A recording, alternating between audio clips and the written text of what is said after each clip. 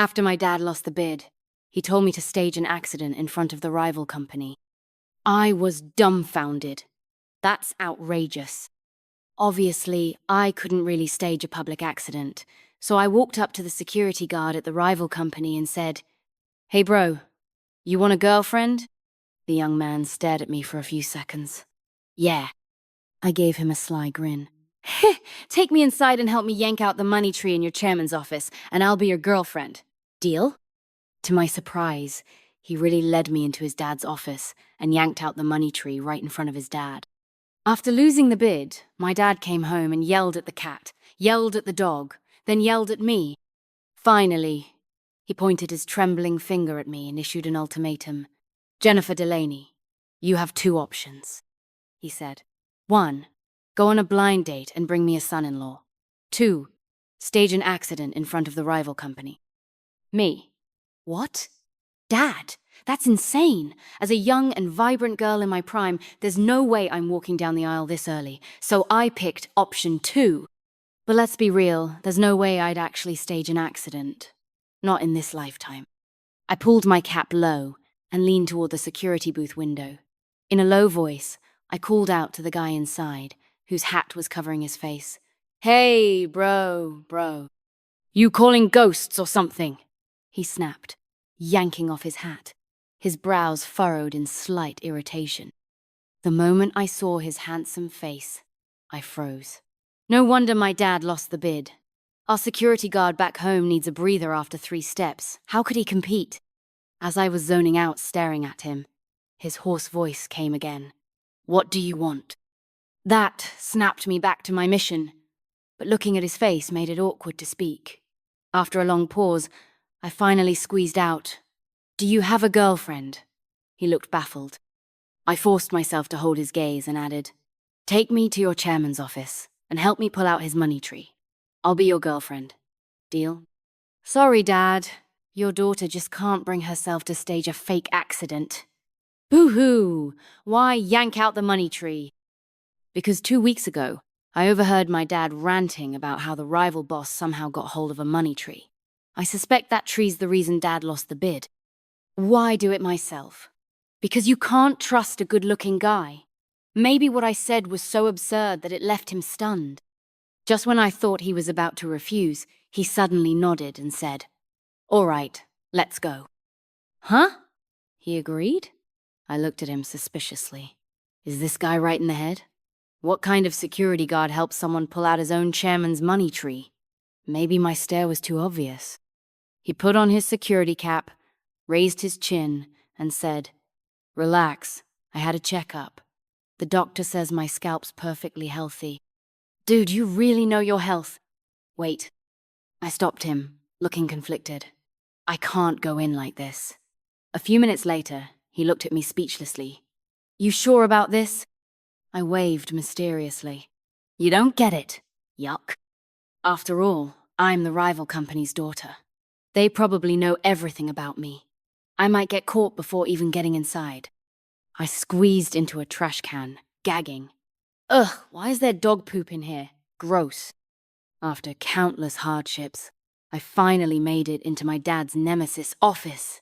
Even better, the office was empty. Overjoyed, I yanked the plant right out of the pot. The young man stared at me like he didn't know what to say. "You don't even know what a money tree looks like, do you?" I froze. "How do you know?" The corner of his mouth twitched. Then he pointed at a lush, tall tree about my height. "You pulled the wrong one. That's the money tree." "Move," I said. I don't know where he got a giant pair of scissors, but he went to town on that thriving money tree. Gotta say, he's got skills. The tree was shredded. As I took out my phone to snap photos, I reassured him, "Don't worry. If you get caught, just find me.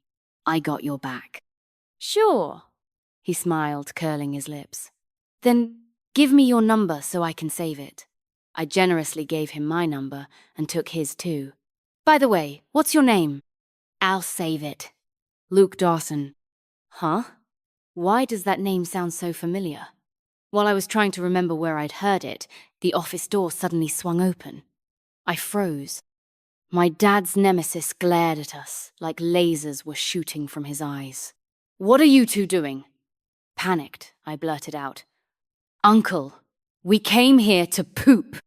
Luke and his father were both stunned. No," I blushed and tried to explain. "Actually, I don't poop that often." Luke turned his head. "You constipated?" Me. I give up, I'm done explaining. Suddenly, with a loud crash, Luke yanked the entire money tree out of the pot. I lost it. So did his dad. "What the hell are you doing?" Luke tossed the branches aside. "Oh, the tree looked good, so I pulled it out for you." I bet his dad had never heard anything so outrageous in his life. He turned pale with rage. Luke casually dusted the dirt off his uniform, then pulled me stiffly into his arms. "If there's nothing else, Dad, I'll take my girlfriend home now." His father gritted his teeth and pointed at the door, signaling him to leave. I was gritting my teeth too.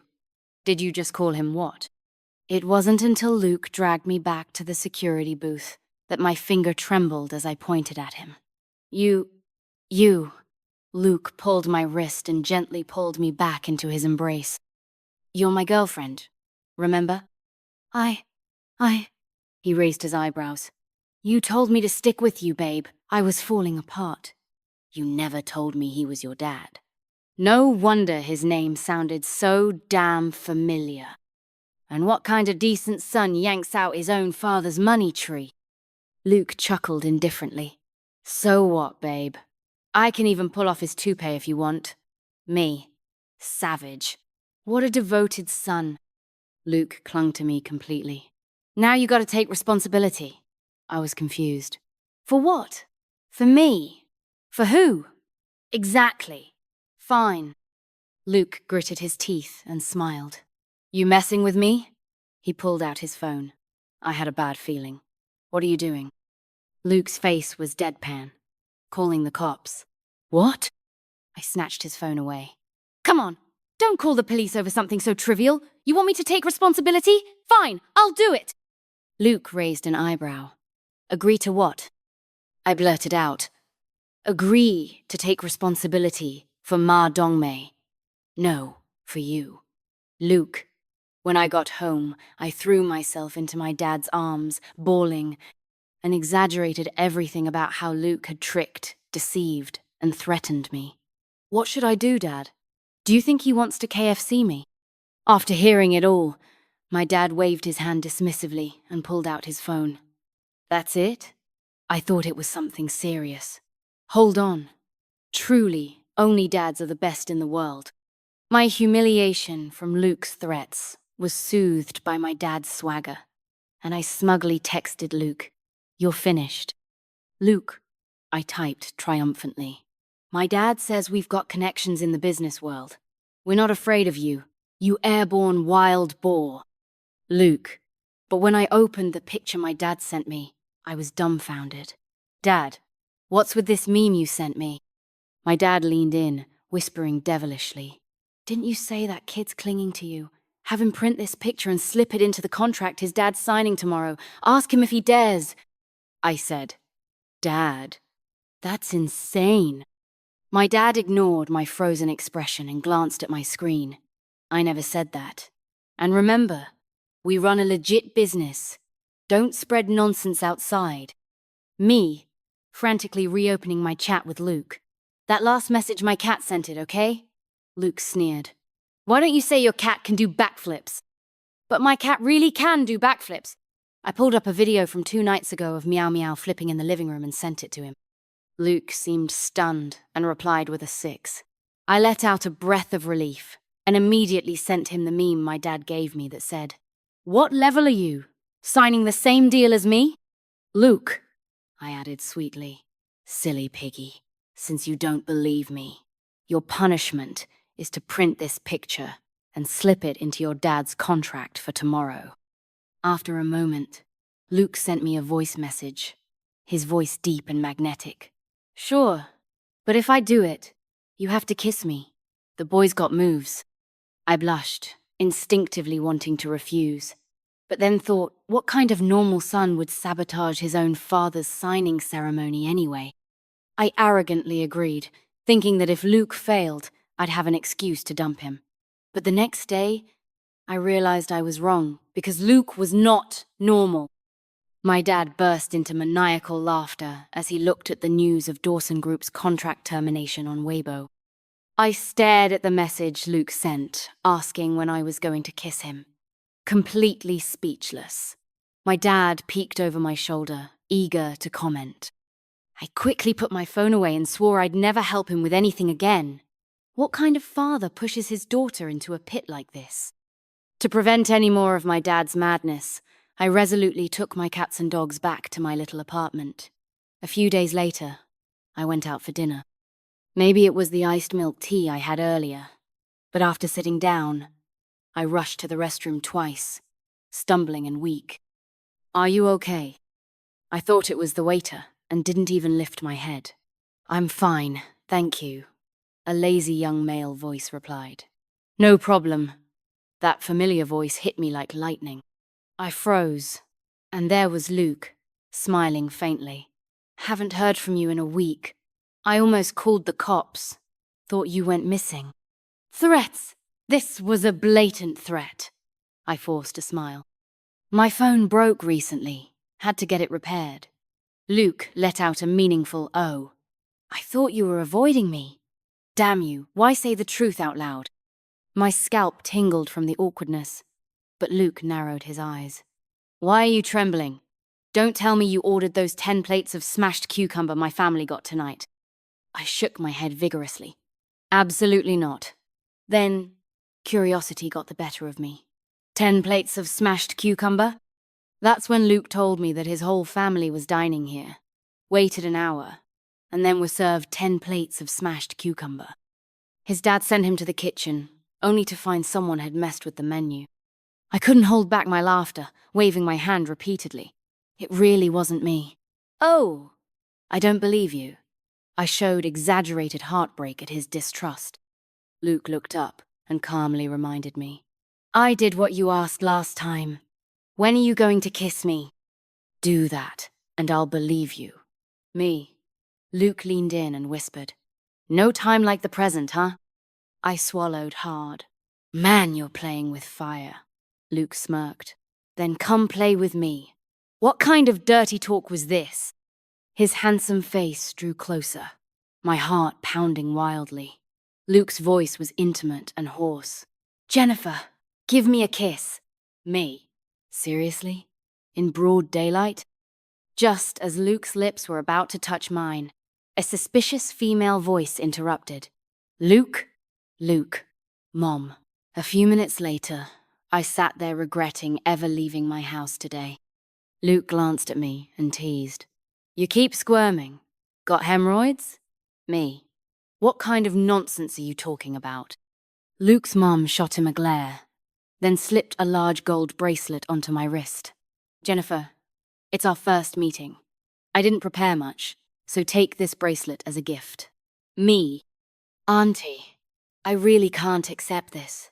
Luke's mom pressed my hand down and suddenly asked a question that left me slightly confused. "How's your father doing lately?" "Huh? Wasn't my dad mortal enemies with Luke's dad? Why did Luke's mom sound like she knew my dad well?" Before I could answer, Luke lazily glanced at me. "Mom, don't scare my girlfriend away." My face flushed. Luke's mom laughed and scolded him lightly, but didn't press further. After dinner, Luke's mom insisted Luke drive me home. I quickly found an excuse to slip away and then texted my dad. "Dad, did you bribe someone to mess with Luke's family dinner menu and serve them 10 plates of smashed cucumber?" My dad. "Ungrateful daughter. How dare you question your father? I would never stoop so low." Me. "And yet you told me to stage an accident in front of their company and slip a meme into their signing contract. Was that classy?" Originally, I planned to go straight home after dinner. But then a friend called, asking me to go shopping. Considering I'd avoided Luke for a week and immediately ran into him today, I figured, screw it. No more hiding. By the time we finished shopping, it was already 9 p.m. I took a cab home. Normally, the driver would drop me off at my building's entrance, but with road construction going on, I had to walk. The street was empty. Just as I was about to reach my apartment complex, someone suddenly jumped out from the bushes. He crept closer, then suddenly flung open his coat. "Ah!" I screamed, covered my eyes, and turned to run. But after only 2 steps, I heard crying behind me. "What the hell?" My eyes were violated. "Why are you crying?" I turned back angrily and saw Luke pinning the pervert to the ground, beating him up. "Sick freak. You're smaller than my 3-year-old nephew, and you still dare to flash people. If I don't beat you till you're spitting teeth, I'll take your last name." I froze and quickly ran over to pull him off. "Stop! Stop! You'll kill him!"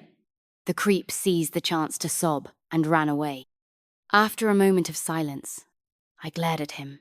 "What are you doing here?" Luke gave me a speechless look. "What kind of expression is that?" "I'm not as pervy as you think. Don't forget, I just saved you." I let out an awkward chuckle. I did suspect for a second that Luke was stalking me, especially since he was carrying a sack. I glanced at the sack and couldn't help but ask, "Why did you collect so many bottles?" "To sell." "Me? Did his family go bankrupt this afternoon? Is he scavenging now to make a living?" "Thanks to you, I got kicked out by my dad." I opened my mouth, feeling a little guilty yet doubtful. "But didn't you guys have a family dinner just today?" Luke looked up at me with a meaningful hum. "The Last Supper. Where are you staying tonight?" "The streets." "Me." After saying that, Luke swung the sack over his shoulder and waved as he turned to leave. Watching his thin back, I thought of how he had risked everything to take me to his dad's office and cut the money tree, then ruined his dad's business, and now was scavenging on the streets. I saw him nearly slip on a yogurt bottle, almost falling flat. Damn it, in the end, I couldn't fight the guilt. I ran up to him. "Luke, wanna come to my place and watch my cat do backflips?" Then I realized he might not get such an abstract invitation. "I mean, I can let you stay over for one night." The boy didn't respond for a while. I instinctively looked up and saw him smiling. I blushed and hurriedly added, "What are you smiling at? Just one night. You're on your own tomorrow." "Jennifer." Luke's tone was casual as he flicked my forehead. "Don't ever invite men over to your house again, got it? It's dangerous." Then he lifted his chin. "Go home, I'll watch you walk back. I'll find a place to sleep." I held my head and turned to leave. Ungrateful brat! 3 days later, Luke messaged me saying he found a place. But after paying rent, he had no money for food. Then he pulled out his old line. "Jennifer, you said I could stick with you." Me. The lingering guilt wouldn't let me refuse, so I ended up bringing him along every time I went out to eat. Every morning when I opened my phone, I'd see Luke's messages. "What are we eating today?" "Jennifer, I want stewed goose." "Saw someone eating braised chicken today, looks good. I want some." "Someone was eating sesame flatbread, smelled amazing." "Jennifer, I want that too, wah." Eat, eat, eat, is that all you know how to do? You're basically a sesame flatbread yourself. My resentment reached the point where even seeing dogs on the street made me want to kick them. But after a month of Luke bombarding me daily, when he didn't message me, I actually felt uncomfortable. I felt like I was getting some kind of masochistic dependency. After waiting all day without Luke asking what to eat, I couldn't help but awkwardly text him, "What's for dinner today?" "I'm meeting a friend who just returned from abroad. Not eating together today." I was left speechless. I wasn't interested in this friend from abroad. But when your eating buddy suddenly dines with someone else, it feels a bit like your husband cheating after marriage, disappointed and empty. The thought startled me. I quickly snapped out of it and cursed at myself. "Damn it, Jennifer. Pull yourself together." What I didn't expect was that Luke's friend would come find me. The air here isn't as good as abroad, and even the coffee is more difficult to drink. If it weren't for Luke, I wouldn't have returned. The woman in a Chanel-style outfit smiled at me. "I figured girls like you probably don't drink coffee, so I ordered a cappuccino for you." I stared at her speechlessly. Thanks. I don't usually drink coffee anyway. I usually drink WPS Office. And sometimes Photoshop. Luke was my senior when we studied abroad. The professor said we're a perfect match. I know you're his girlfriend now, but I'm back. Oh, so this was a declaration of war. I showed her my big gold bracelet. Luke's mom gave me this. Luke and I have great chemistry in everything we do, and I really like him. I showed her the bracelet again. Luke's mom gave me this. Luke came to pick me up when I returned, and we had a wonderful night together. I leaned in to show her the bracelet again. Luke's mom gave me this. The woman was speechless. Is that all you know how to say? I covered my face with the bracelet. Luke's mom gave me this. She stormed off angrily, leaving one last spiteful remark. Do you really think Luke likes you? He has a dead first love. The photo's in his wallet. That's the one he truly loves. I ignored her and kept showing my bracelet. Luke's mom gave me this. She finally stormed off. You're sick. You're the sick one. Wait, what did she say? Luke has a dead first love. I was furious.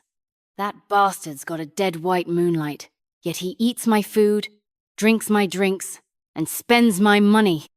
I didn't even know why I was so mad. Maybe reading too many stand-in love novels made me feel like a pathetic substitute. Grinding my teeth, I dialed Luke's number. Hey, Jennifer, what are we eating today? Yeah, eat your damn food. Rice. Just rice? Yes, just rice. You freeloader. I blocked all of Luke's contacts and sent his mum's gold bracelet back. Then, I took my cats and dogs back home. My dad saw me and asked, "What's wrong?" You look upset. I threw myself at his legs, sobbing. Dad, you were right. The Dawsons are all bad news. From now on, Luke is my mortal enemy. Dad, when did I ever say that? Woo, woo, woo, woo. My dad patted my head. All right, Jennifer. Be good. Don't cry. Woo, woo, woo, woo. Stop crying or I'll smack you. I stared at my dad in shock. After that day, I never saw Luke again. I didn't know if he ever tried to find me afterward, but it didn't matter anymore. Until that bastard, Luke's mom, sued me, claiming I hired someone to poop in front of their company. The court summons was delivered right to my house. Furious, I went to confront him. Luke, are you out of your mind? When did I ever hire someone to poop at your company? Luke handed me a stack of photos. The evidence is solid. I looked through them. Sure enough, there were photos of poop in front of his company entrance. Wait, what? What does this have to do with me? I questioned him angrily. Luke leaned back against the desk, raising his eyebrow. How is it unrelated? I suspect it was you. Sometimes when you're speechless, you just want to laugh. Am I insane? Why would I go poop in front of your company? Luke retorted confidently. You made me pull out my family's money tree. How is it impossible for you to secretly take a dump? I was stunned, unable to argue. Damn, that's a point. Seeing me speechless, Luke smirked. What? Not avoiding me anymore? I stiffened my neck and snapped back. Who's avoiding you? Don't act like I'm scared of you. Then why didn't you answer my calls, blocked all my contacts, called me a freeloader, and moved out overnight? As Luke said this, his eyes locked onto me, even sounding a bit aggrieved. I couldn't find you no matter what. I felt a bit awkward. Don't you have your white moonlight? Why are you looking for me? Listen, Luke. I refuse to be a stand-in for your white moonlight. Luke, what white moonlight? What are you talking about? Don't pretend. I yelled at him. That friend from abroad already told me. You've got a photo of your dead white moonlight in your wallet. Luke. He pulled out his wallet and showed me the photo. This? You blocked me over this? Who wants to see his white moonlight photo anyway? I glanced at it quickly. Huh? It's a little girl? She looked kind of familiar. Half a second later, I gasped. Why do you have a photo of me as a kid? Jennifer, you seriously don't remember me at all. Luke's face was full of grievance as he emphasized each word. When we were kids, You set off a firecracker that splashed sewer water all over me.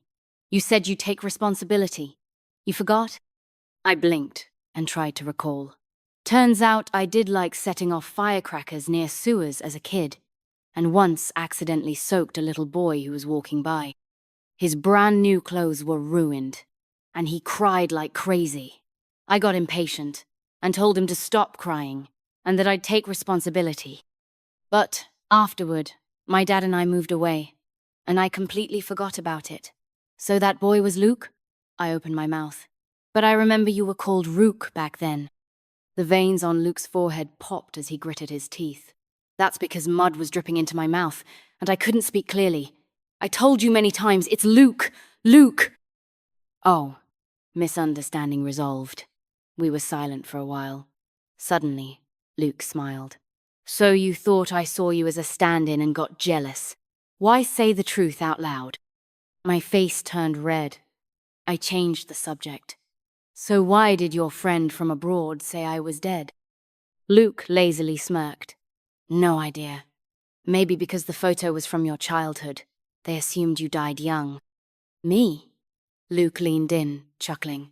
So, babe, you like me and got jealous, huh? My flushed face burned again, but I still declared boldly, so what? Can't I like you? Of course! Jennifer, you finally like me. I'm so happy. Wait. I stopped Luke from kissing me, feeling a bit uncomfortable. Can you not kiss me yet? All I can picture is your face covered in sewer mud. Luke stared at me like I was an idiot. After we got together, my dad found out quickly. He looked at me, shook his head, and sighed. Girls always grow up and leave. I felt a bit guilty. After all, my dad and Luke's dad were mortal enemies. Now that I was dating Luke, he must be upset. So when Luke suggested meeting both families, I hesitated. Maybe let's wait a bit? Luke froze for 2 seconds, eyes reddening with grievance. Jennifer, do you still want to dump me? You don't really love me, do you? I was speechless. I was mostly worried my dad couldn't handle it. After hearing my concern, Luke relaxed but still bit my lips a little angrily and grumbled, You're worried your dad can't handle it. But what about me? Jennifer, I want to marry you. Leave your dad's part to me, okay? I blinked. All right. Soon, Luke arranged the family meeting. Although I trusted Luke, I stayed alert that day, keeping my eyes on my dad and Uncle Dawson, ready to intervene if a fight broke out. But not only did the fight not happen, I even saw my dad and Luke's dad hugging warmly. I watched as these supposed enemies chatted and laughed face to face, utterly dumbfounded. Finally, I couldn't help but ask, Dad, you and Uncle Dawson, I thought you were enemies. What's going on? Everyone laughed. My dad gave me a disdainful look. It's because you stayed home all day refusing to date, so Uncle Jang and I had to pull this stunt. Me? Back then, I gave you 2 options. One was to go on blind dates. The other was to stage an accident at the rival company. My dad looked at me helplessly. Who knew you'd rather stage an accident than go on a date? So Uncle Jang and I put on a little act. Luke's dad smiled at me.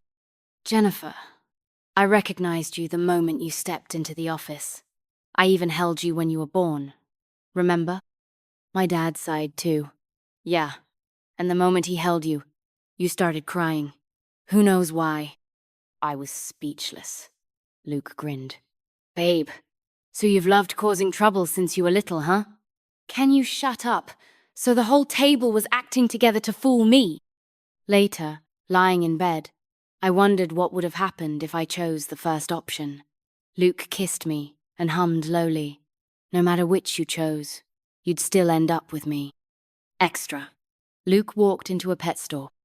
The owner took one look at his appearance and knew he was a big spender, greeting him with a beaming smile. Sir, looking for a pet? Do you prefer cats or dogs? Luke, dog. The owner. What breed would you like? I can show you some options. Luke lifted his chin. No need. Just get me one that loves to poop. The owner. After so many years in this city and making so much money, It was the first time I met such a bizarre customer. Luke frowned. You don't have one? The shop owner quickly smiled. We do. Please wait a moment. After paying, Luke led his newly purchased Labrador to the entrance of his own company, set it down, and said, Poop now!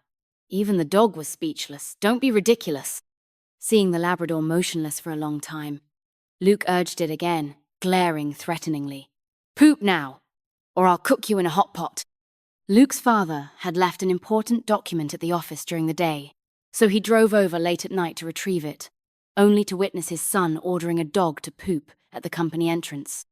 After watching for 2 minutes, he couldn't help but go over and kick him. Luke, are you insane? The eldest son must have lost it. It might be time to ask his wife for another child. I had a fight with Luke. It started when I was chatting with Aunt Jang today, and suddenly remembered how I had once asked Luke to slip a meme mocking the client into Uncle Dawson's contract. I had always felt guilty about that, and wanted to apologize to Uncle Dawson. After hearing my story, Aunt Jang laughed. So it was you. I was wondering why Luke would do such a thing. But there's no need to apologize. Luke's dad never planned to sign that deal anyway. Even without this incident, the contract wouldn't have gone through. I was dumbfounded. But didn't Uncle Dawson kick Luke out of the house over this? Aunt Jang was surprised. How could that be? He's our only son. His dad scolds him a lot but never said anything like that. I was at a loss. When I got home, I saw Luke's dog pooping again, and I finally snapped. Luke, what kind of dog did you buy? It pooped on my clothes again. Luke came out in his boxers, saw the Labrador's mess everywhere, and his lips twitched too. Then he tried to soothe me. Don't be mad, baby. I'll clean it up right away. But before he could clean up the mess, I planned to deal with him first. April 28, sunny. Today, I got beaten by my wife because the Labrador I bought loves to poop. It was the 6th time it pooped on her new clothes. She beat both me and the dog. I'm quite sad, but since this dog was sort of our matchmaker, if not for it, my wife and I wouldn't have resolved our misunderstanding so quickly. As the saying goes, you can't kick out your matchmaker, right? So I plan to find a wife for the Labrador. Maybe, once it has a mate, it'll stop pooping so much. Also, ever since Jennifer and I got together, she's been constipated for some reason. I need to find a chance to take her to the hospital. Another day of loving my wife. May 3, cloudy, mood, stormy. I'm furious. Today, while picking up a package with Jennifer, some woman flirted with me and she didn't even react. Worse, she complimented another man right in front of me. Truly, wildflowers smell sweeter than home flowers. Women don't cherish what they have. Flowers can bloom again, but how do you mend a broken heart? Luke has been sulking for 3 days because a woman flirted with him and I didn't get jealous. But mostly because I complimented the new delivery guy in our community. But it wasn't my fault. The new cat bed I bought was too heavy. The delivery guy kindly helped carry it upstairs. Complimenting his kindness was just polite, right? But Luke blamed me for not waiting for him to get off work and carry it himself. Honestly, I thought he was being unreasonable, but since he's my man, I decided to coax him. Baby, I made your favorite stewed goose. Come eat. Let that handsome delivery guy of yours eat it. You're jealous, huh? No. Then give me a kiss. Go have that handsome delivery guy kiss you. May 4, sunny. Today, I sincerely wrote this self-reflection to apologize to my dear wife. I shouldn't have gotten jealous just because my wife casually praised another man. I was petty, refused to eat the goose she made, and even darkly thought about leaving home to teach her a lesson. I shouldn't have rejected her olive branch. I sincerely admit my mistake and promise never to do it again. Apology by Luke. October 2, sunny. Today is the morning of our 2nd day of marriage. Jennifer is still asleep. Even after a whole night, I can't calm the joy and excitement in my heart. There's so much I want to say, but I don't know where to start. Jennifer, meeting and loving you is the greatest blessing of my life. I, Luke, vow to cherish, care for, and love you for the rest of my life. Lunar New Year's Day, sunny. Jennifer is pregnant. The whole family is overjoyed, eagerly awaiting the arrival of this little life. But I can tell Jennifer doesn't seem too happy. At night, I heard her quietly crying in the bathroom. I know she's scared. After all, this girl who hugs me crying even for a shot would naturally be terrified of suddenly being pregnant. Honestly, this is all my fault. I never thought there could be a failure even with protection. If you don't want to have it, we won't. I'll go get a vasectomy tomorrow. I meant it. My dad had already shouted about having another child with my mom when he saw me trying to make a dog poop in front of the company. I do look forward to our child, but I love Jennifer more. If she doesn't want to have it, then we'll just spend our lives together, the two of us. But I was wrong. My girl is stronger than I thought. Luke, I'm very happy. You love me. Dad loves me. And this child is the crystallization of our love. So I love her, him too. Although I'm a little scared, I still look forward to her, his arrival. Even though life has its hardships and troubles, there are also many happy things, right? And I believe you and our parents will love her. Him. Won't you? Yes. Later, Jennifer asked if I preferred a boy or a girl. I thought about it. The one I love most is Jennifer.